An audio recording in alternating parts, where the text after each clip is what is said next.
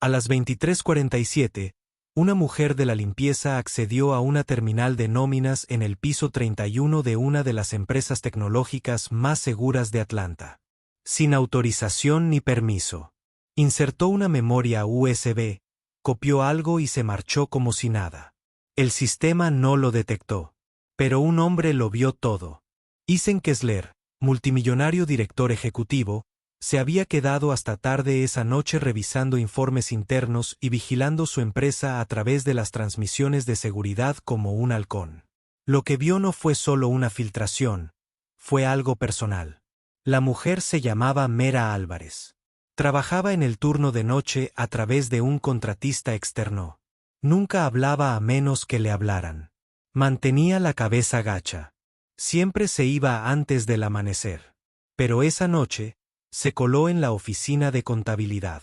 Tranquila, precisa, y cuando pensó que nadie la observaba, conectó una memoria USB. El corazón de Eisen no se aceleró. Sus manos no temblaron. Se inclinó hacia adelante, tranquilo, concentrado, como cuando cerraba tratos millonarios. La vio salir de la habitación, caminar hacia los ascensores y luego desaparecer de cuadro. En ese momento, la idea cruzó por su mente. Ya lo había visto antes. Accesos nocturnos, pequeños deslices, rostros inocentes que ocultaban verdades incómodas. Había perdido millones por la traición de personas que le sonreían por la mañana y le robaban por la noche. Cogió el teléfono. Su pulgar se cernió sobre la línea interna de seguridad. Pero en lugar de presionarlo, cambió de pestaña, revisó los registros de acceso al edificio, cruzó fechas, revisó las entradas de las puertas, las grabaciones de las cámaras, los manifiestos de entrega, y algo no cuadraba. El martes por la noche, se quedó cerca de la sala de informática. El miércoles, 12 minutos en la sala de impresión. El viernes, acceso en ascensor a una planta que no le correspondía. Nada dramático, nada que gritara culpa, pero juntos formaban un patrón. Uno que no podía ignorar. Revisó su expediente. Mera Álvarez, 32 años, madre soltera, empleada de Yaneye Clean Co. Sin incidentes previos, sin quejas, sin redes sociales, sin antecedentes penales. Un fantasma en el sistema, pero no lo suficientemente invisible. Se recostó, con la vista fija en la pantalla donde se reproducían en bucle sus últimos movimientos. No era casualidad. Sabía lo que hacía y no robaba bolsas de basura ni papel higiénico. Cerró la ventana. No llamó a seguridad, no dijo ni una palabra a nadie porque si algo pasaba, quería verlo con sus propios ojos. Mañana por la noche, cuando ella saliera del trabajo, la seguiría. No por venganza, sino porque algo en ella no tenía sentido. La noche siguiente, la ciudad se movía como siempre. Semáforos parpadeando en el aire frío, autobuses crujiendo bajo el peso de los trabajadores que volvían a casa, el sonido de una ciudad que funcionaba con rutinas invisibles. Pero no para Eisen Kessler. Esa noche, no estaba revisando informes ni ajustando las carteras de los inversores. Estaba sentado al volante de un sedán discreto a 2 cuadras de su edificio, observando la entrada a través del espejo retrovisor. Salió exactamente a las 11:12 de la noche Mera Álvarez. El mismo uniforme, la misma mochila. Sus pasos eran rápidos, tranquilos. No miró por encima del hombro. No se fijó en el coche oscuro aparcado cerca de la acera. Se dirigió directamente a la parada del autobús. Eisen la siguió desde una distancia prudencial, a 3 autos de distancia, sin luces delanteras, sin giros evidentes. Sabía cómo seguir a alguien. Lo había hecho una vez años atrás, cuando un socio malversaba fondos a sus espaldas. Esa historia terminó en los tribunales, pero esto se sentía diferente. No buscaba desenmascarar a un delincuente. Intentaba comprender a una persona. El autobús apareció a la vista y se detuvo con un silbido. Mera subió con un toque de su tarjeta de transporte. Desde el resplandor de las ventanas, Eisen pudo ver sus hombros ligeramente hundidos mientras se sentaba cerca del fondo, junto a la ventana. Siguió al autobús por el sureste de Atlanta, una parte de la ciudad por la que no había pasado en años. Aceras rotas, supermercados con rejas en las ventanas, edificios de apartamentos con la ropa tendida en los balcones en el aire invernal. Se bajó cerca de la avenida Jefferson, un tramo más tranquilo bordeado de viejos almacenes. Eason aparcó en una esquina y mantuvo el motor en marcha. Meera caminaba con determinación, sujetando la mochila con fuerza, su aliento visible en el frío. Se detuvo frente a un edificio con un letrero descolorido sobre la puerta: East Side Community Exchange. La entrada estaba iluminada por una sola bombilla parpadeante. Eason salió del coche y cruzó la calle. No se acercó demasiado, solo lo suficiente para ver a través de las ventanas delanteras, enmarcadas por la pintura descascarada y los cristales polvorientos. Dentro, el espacio era modesto. Sillas desiguales, mesas plegables, paredes cubiertas de carteles en inglés y español. Una docena de mujeres estaban sentadas en un círculo relajado, con sus cuadernos en mano, y al frente del salón, Meera. Dejó su bolso, sonrió, cogió un rotulador y se volvió hacia la pizarra.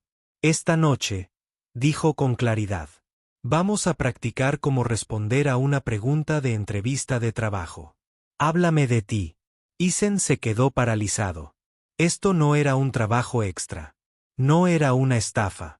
Estaba enseñando en un inglés claro y amable, repitiendo frases lentamente. Meera guió a sus estudiantes con preguntas simuladas, corrigió la pronunciación y los animó sin juzgarlos. Una mujer tartamudeó. Meera se arrodilló a su lado, susurrando la frase otra vez. Otra pidió ayuda para rellenar un formulario. Meera sacó un fajo de solicitudes impresas de su mochila, la misma que contenía la memoria USB la noche anterior. Eason se apoyó en la pared exterior, oculto a la sombra de una tienda tapiada. Permaneció allí casi una hora, inmóvil, observando la escena que se desarrollaba en el interior con silenciosa incredulidad. Ella no estaba robando. Estaba equipando. No estaba extrayendo valor. Estaba construyendo futuros. Al final de la clase, Meera desempacó una caja de barras de granola y fruta y las colocó sobre una mesa sin hacer alarde. Las mujeres formaron fila, sonriendo, agradeciéndoles en ambos idiomas. Ofreció un cartón de leche al hijo de una mujer y limpió las mesas ella misma cuando todos se fueron. Y durante todo ese tiempo, no miró su teléfono ni se miró en el espejo. Simplemente pasaba de un acto de servicio a otro, como si fuera tan natural como respirar, como si nadie le hubiera dado las gracias como es debido. Eason se apartó de la ventana. Sintió que algo cambiaba, no en ella, sino en él. La narrativa que había escrito en su mente ya no encajaba con la persona que tenía delante, y los datos, por una vez, no importaban. Porque en la quietud de aquella clase con corrientes de aire y sin fondos, acababa de ver algo que los algoritmos no podían explicar. Un propósito. A la mañana siguiente, Eason Kessler estaba sentado solo en un rincón de su sala de estar ejecutiva privada, mirando una tableta que no leía. Tras él, la ciudad se movía en líneas predecibles, patrones de tráfico, retornos de inversión, memorandos para el personal. Todo su mundo funcionaba con sistemas, con certezas. Y, sin embargo, sus pensamientos se negaban a alinearse. La había observado durante casi una hora. No solo a Meera, sino también a las mujeres a las que enseñaba. La joven madre que balanceaba a un niño pequeño sobre una rodilla mientras repetía las frases de una entrevista de trabajo. La mujer mayor que necesitaba ayuda para rellenar un formulario digital. El adolescente demasiado asustado para hablar hasta que Meera se agachó a su lado y le dijo en voz baja: «Lo estás haciendo bien. Inténtalo de nuevo».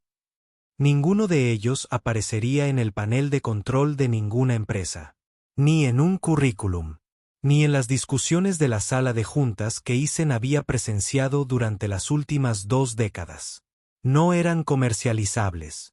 Pero la noche anterior, había visto algo más valioso que las tendencias del mercado. Inversión humana. Meera no había estado guardando secretos. Había estado construyendo futuros. Silenciosamente, después de medianoche, sin paga, sin reconocimiento, usando una mochila y una impresora de su almacén de suministros, tomó un sorbo de café. Con frío otra vez, apenas lo notó. Su asistente, Drew, pasó junto a la puerta de cristal y se detuvo. «¿Quiere que prepare la sala de reuniones, señor?»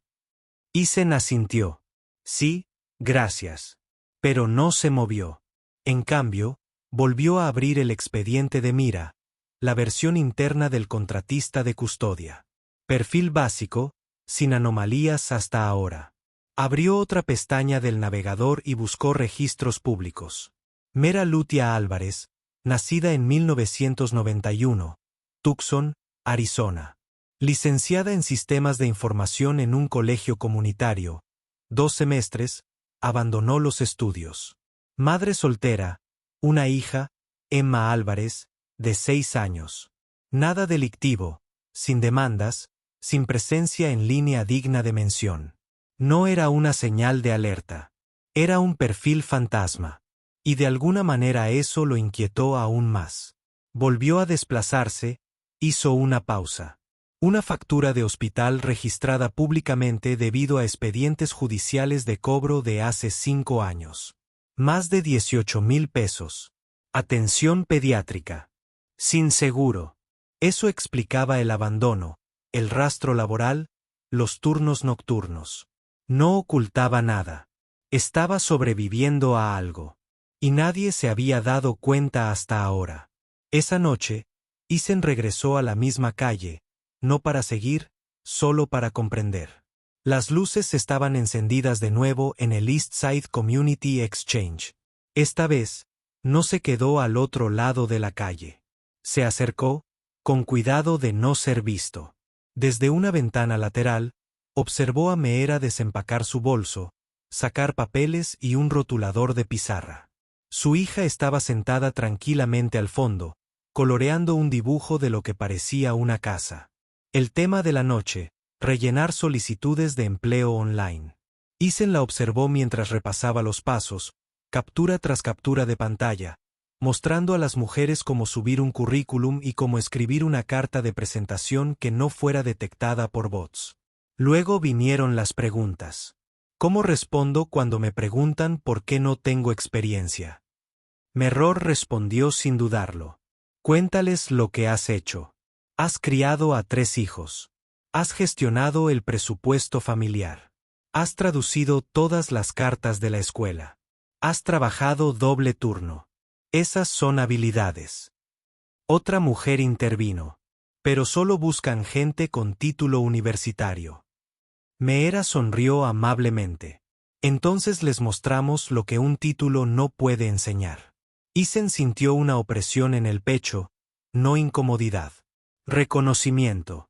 Él había sido ese empleador, el que filtraba los currículos con espacios en blanco, el que asumía que callado significaba incapaz, el que construyó un imperio con algoritmos, pero olvidó que detrás de cada formulario había una vida humana. Se apartó de la victoria. No necesitaba más pruebas. Ya había visto suficiente. A la mañana siguiente, Eisen estaba en el pasillo frente a su oficina, observando cómo la ciudad se desdibujaba tras un cristal templado. Su teléfono vibraba con recordatorios de reuniones, correos electrónicos marcados y preguntas de los accionistas. No lo tocó. Tras él, se abrió la puerta de cristal de la sala de juntas ejecutiva. Su asistente se asomó. «Están listos para usted, señor». Eisen no respondió de inmediato, y luego, con calma, dijo: «Comience sin mí». Regresó a su escritorio, no por indecisión, sino porque tenía otra reunión a la que asistir. Consultó los registros de acceso de la empresa de la noche anterior. Meera se había marchado a las 23:08. Ninguna anomalía, ninguna actividad inusual, ningún rastro de la vida que llevaba después de pasar por esas puertas giratorias.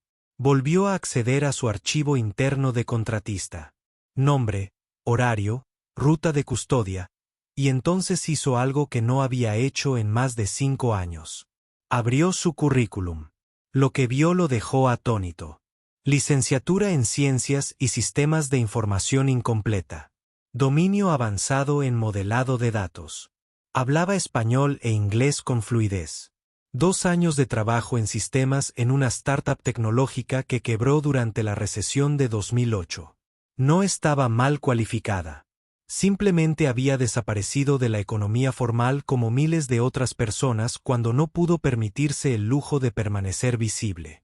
Isen se inclinó hacia adelante, con los codos apoyados en el escritorio y la mirada fija en la pantalla. Su propia empresa, la construida sobre la inclusión, la innovación y los valores transformadores, había reducido a Mera Álvarez a un trapeador y un escáner de credenciales. No porque ella fracasara, sino porque el sistema ya no sabía cómo reconocerla. Y, de alguna manera, él tampoco. Esa noche, se quedó más tiempo de lo habitual. No por obligación, sino porque quería verla, no detrás de una pantalla, no a distancia, sino en persona. A las 22:55, oyó el suave ruido del carrito de limpieza acercándose desde el pasillo. Salió de su oficina. Mera se quedó paralizada a mitad de ajustar el mango de la fregona. Señor Kessler, dijo rápidamente. No sabía que alguien estuviera quieto. Usted trabajaba en tecnología, interrumpió Isen. Su tono era tranquilo, no acusatorio. Ella parpadeó, sorprendida. Sí, hace mucho tiempo. Estudió sistemas de datos. Sí. Hizo una pausa. ¿Y por qué está aquí? Meera bajó la vista hacia el carrito.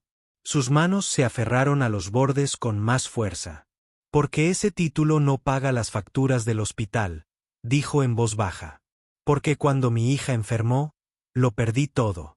Porque este era el único trabajo que contrataría a alguien con una pausa de 6 años y sin tiempo para entrevistas. Isen no habló. No de inmediato. Había hecho la pregunta para confrontarla, pero su respuesta lo había confrontado a él. Meera se enderezó. Puedo irme si incomodo a alguien. Tú no. Lo miró a los ojos, sin saber qué pensar. Buenas noches, señor Kessler. Buenas noches, Meera. Se dio la vuelta y desapareció por el pasillo. Pero algo había cambiado. Por primera vez, Isen no la veía solo como alguien del edificio. La veía como alguien que pertenecía a él. Isen no solía salir de su oficina durante el turno de Mera. Pero esta vez, sí. Había pasado una semana desde su breve intercambio en el pasillo. Aquella en la que ella le dijo sin rodeos y sin disculparse que las facturas del hospital de su hija habían acabado con la vida que una vez soñó. No lo había olvidado. Y esa noche, mientras revisaba los contratos con proveedores, notó un pedido de inventario excedente de discos duros externos, 6 modelos más nuevos de lo que el equipo de informática realmente necesitaba. Su mente no se centró en preocupaciones presupuestarias. Se fue a otra parte. De vuelta a ese centro comunitario. De vuelta con Meera, repartiendo ejemplos de currículums impresos en escala de grises porque el tóner era caro. A las 22:40, recorrió el largo pasillo hasta la planta baja, portapapeles en mano, un pretexto, justo lo suficiente para evitar que su personal le hiciera preguntas. Nero estaba fregando cerca de la escalera trasera, con el pelo recogido y los auriculares puestos. Uno de ellos siempre le colgaba suelto, para poder escuchar la voz de Emma si la necesitaba. Isen ya lo había notado. Ahora lo notaba de nuevo. No quería asustarla, así que esperó a que se girara y lo viera. Ella se detuvo y se irguió. Buenas noches, señor Kessler. No estoy aquí para comprobar su trabajo, dijo con suavidad. Vine a preguntarle algo. La expresión de Mera no cambió, pero su cuerpo se quedó inmóvil. He visto el trabajo que hace fuera de horario en Eastside. Isen continuó, te observaba desde afuera.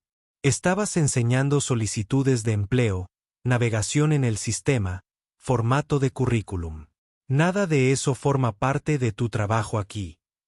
Respiró hondo, en silencio pero con firmeza. No, no lo es. ¿Por qué lo haces? Meera se secó la mano con una toalla metida en el cinturón y luego lo miró fijamente.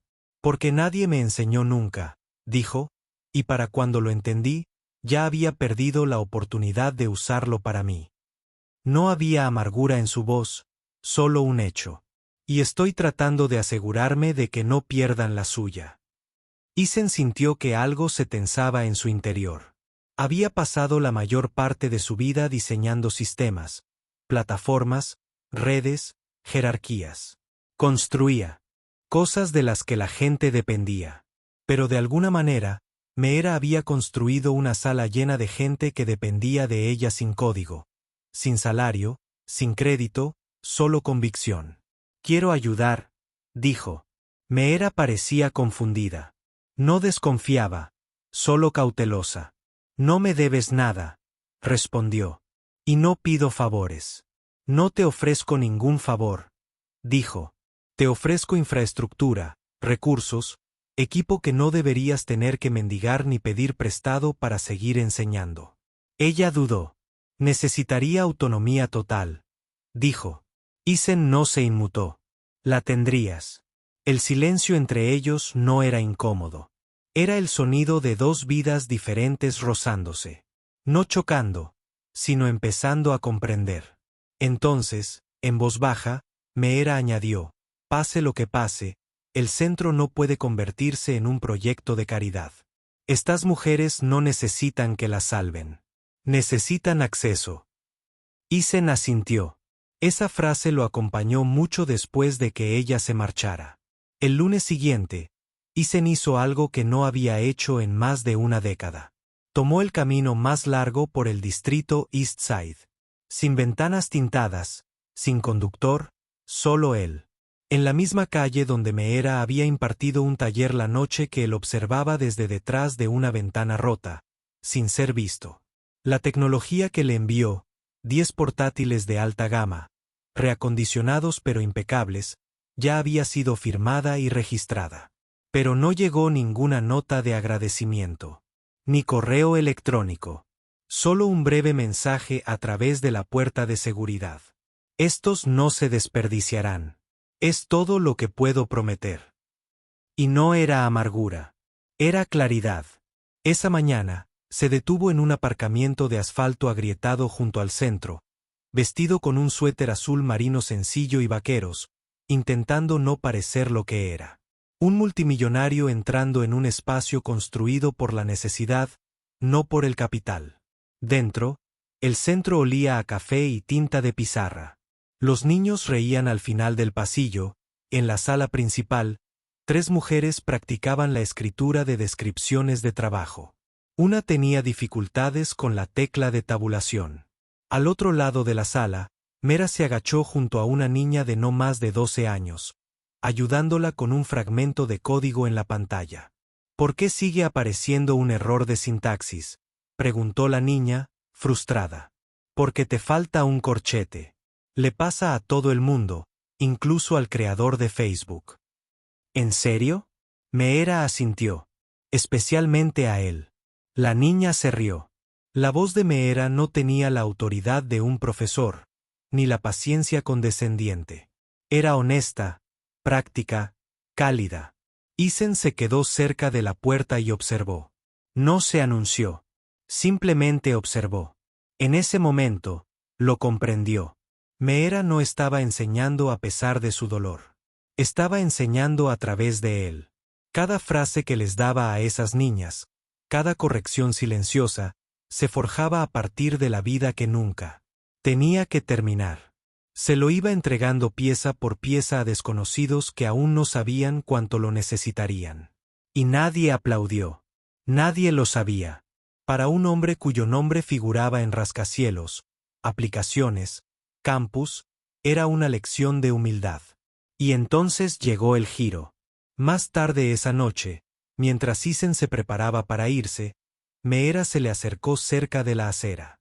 No sonreía. Su tono era tranquilo, pero directo. Tienes que dejar de mirarme como si fuera un experimento. Parpadeó, sorprendido. No soy un caso práctico. No soy un arca de redención. No estoy aquí para curar tu culpa. Isen abrió la boca, pero ella levantó una mano. Agradezco las computadoras portátiles.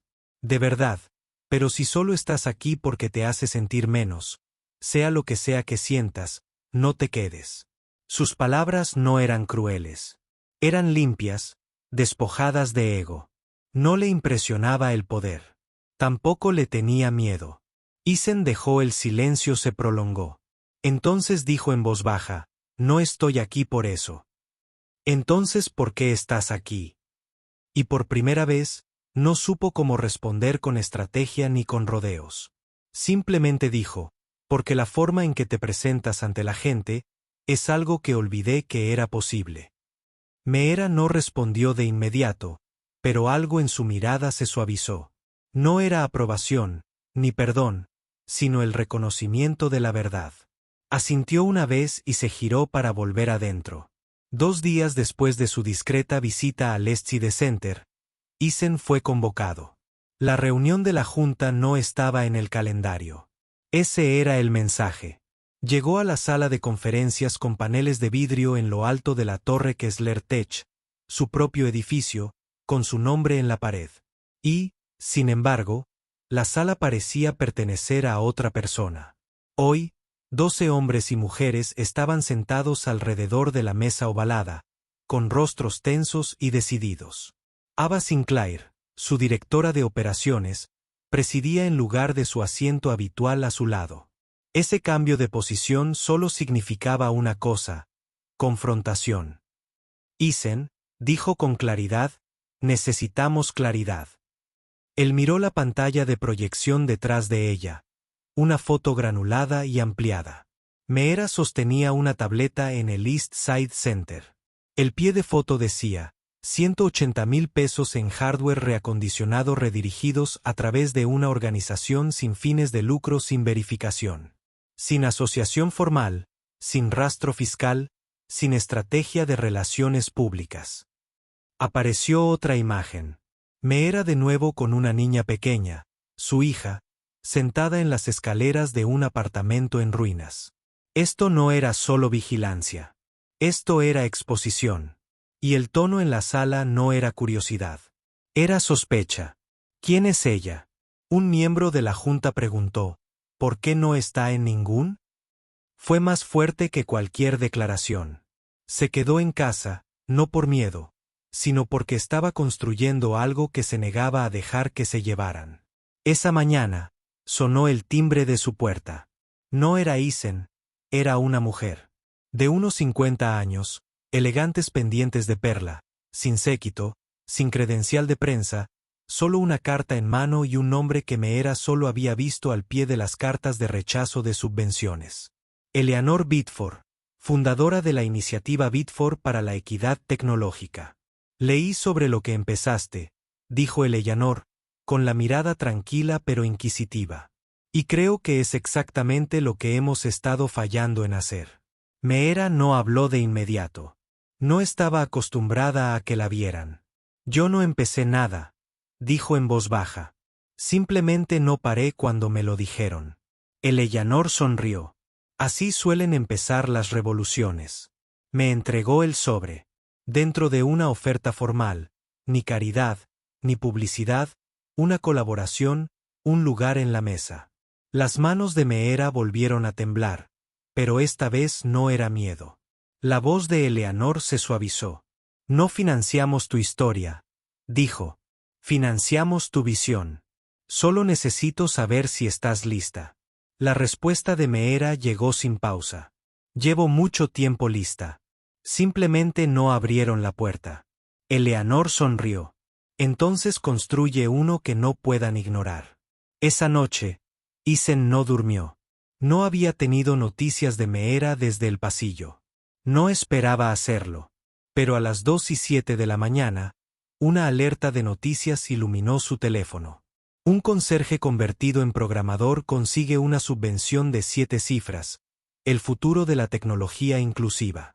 El artículo no lo mencionaba, ni una sola vez, pero sí la mencionaba a ella, su nombre, sus palabras, sus alumnos, su trabajo. Y así era exactamente como debía ser. Isen colgó el teléfono, cerró su portátil, y por primera vez en una década, salió de su oficina sin cerrarla con llave. Al día siguiente, Camila entró en la cocina de su pequeño apartamento con su sudadera favorita, la que Meera había cosido con una manta de segunda mano. «Mamá», preguntó, «¿seguimos siendo pobres?» Meera se detuvo en el fregadero y sonrió. No porque las cosas hubieran cambiado de la noche a la mañana. No habían cambiado, sino porque ya no le temía la pregunta. «Todavía no somos ricos», dijo, secándose las manos. «Pero estamos dentro del plano». El cielo sobre Brooklyn era de color pizarra cuando Isen bajó de la camioneta negra. Sin prensa, sin guardaespaldas, sin traje, solo él. Las manos en los bolsillos del abrigo, una respiración silenciosa empañando el frío aire de la mañana. Miró hacia el edificio de enfrente. Una iglesia reconvertida que ahora sirve como centro comunitario, con sus desgastados escalones de piedra manchados por décadas de pisadas y el clima. Dentro, risas resonaban por las ventanas abiertas. Voces infantiles. Reconoció a una de ellas. Aunque solo la hubiera oído una vez. Camila. Isen no se movió. Todavía no. No había venido a arreglar nada. Había venido porque, por primera vez en su vida, quería entender algo que no podía controlar. Dentro, Meera estaba de pie ante una pizarra, con una laptop descolorida abierta sobre un escritorio a su lado.